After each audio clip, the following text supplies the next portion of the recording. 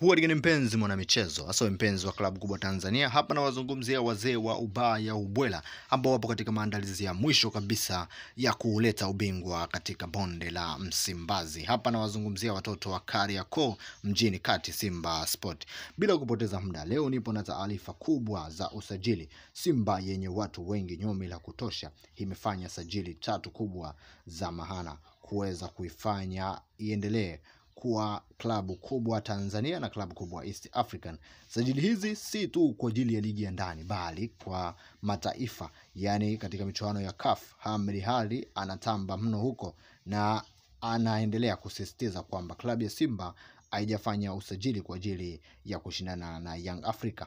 Wao wamefanya usajili kushindana na kina Al Ahly, akina Pyramids na wengine wakubwa huko. Sasa pasipo kupoteza muda, kwanza tutakwenda kujadili usajili ambao unaendelea katika klabu ya Simba, lakini pia naomba uniambie kwenye comment hapo ushabiki wa Simba kutokea maeneo gani, lakini pia unahisi huyu Young African tunakwenda kumkanda goli ngapi siku ya tarehe 25 siku ya Kariakoo Derby, kwa sababu hapa Jean Chazaua, kule Ateba, pale Mkwala na wengine wengi ambao wanakiwasha sana wakina Mpanzu, tunakwenda kumuondoa Young African katika kiti cha ubingwa. Sasa tuanze na usajili ambao Simba wameukamilisha. Hapa tunamzungumzia mchezaji kutoka katika Sfaxien ya kule Algeria.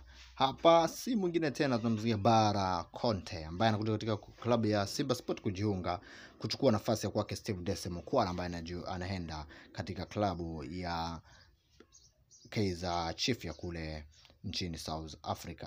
Lakini usajili mwingine ambao klabu ya Simba wameukamilisha hadi sasa ni usajili wa kiungo mkabaji. Hapa tunamzungumzia kiungo mshambuliaji kutoka katika klabu ya Power Dynamos. Simba Sport msimu uliopita wamemsajili MVP wa ligi ya Zambia. Hapa tunamzungumzia Joshua Mutale, lakini kwa msimu huu pia wamemchukua aliyechukua MVP. Huyu ni rafiki kabisa wa karibu na Joshua Mutale, tunamzungumzia hapa Owen Thembo. Na usajili wa Owen Thembo unakuwa ni usajili wa kutisha mno kwa sababu ni MVP ambaye ana kila kitu. Sasa huku na Jean Charles Ahoua, lakini kule kuna Owen Thembo. Simba lazima kitawaka. Lakini usajili mwingine ambao klabu ya Simba wameukamilisha hadi sasa ni usajili wa goalkeeper kutoka katika klabu ya JKT Tanzania ambaye anachukua nafasi ya Aris Salum Manula, lakini pia anakwenda kuondoka mchezaji. Hapa tunamzungumzia Haris Salim Katora, anaondoka katika klabu ya Simba Sport kwenda kwa mkopo katika klabu moja wapo hapa Tanzania.